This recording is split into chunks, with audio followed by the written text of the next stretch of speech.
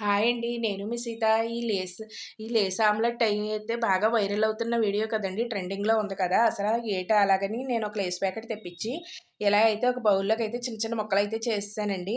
ఇప్పుడు ఇందులోకైతే 2 ఎగ్స్‌నైతే ఏసుకున్నాను.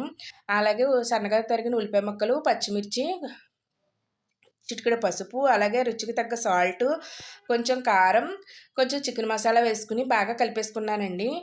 బాగా కలిపేసుకున్న తర్వాత నేనైతే కొంచెం కొత్తిమీరని కూడా సన్నగా కోసుకున్నాను. అయి కూడా కలిపేసుకున్నాను. ఇప్పుడు స్టవ్ వెలిగించుకొని దోసపానం పెట్టుకున్నానండి. దోసపానం వేడెక్కాక ఆయిల్ వేసుకొని, ఈ మిశ్రమాన్నయితే నేనైతే ఈ విధంగా దోసలాగా అయితే పరిసేసానండి.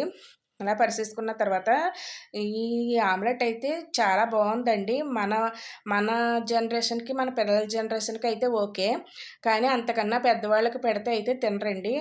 అంతగా ఇష్టపడరు. అలాగే నా వీడియో నచ్చితే ప్లీజ్ సబ్స్క్రైబ్, లైక్ చేయండి, షేర్ చేయండి, కామెంట్ చేయండి. బాయ్ అండి. నెక్స్ట్ వీడియోలో కలుసుకుందాం.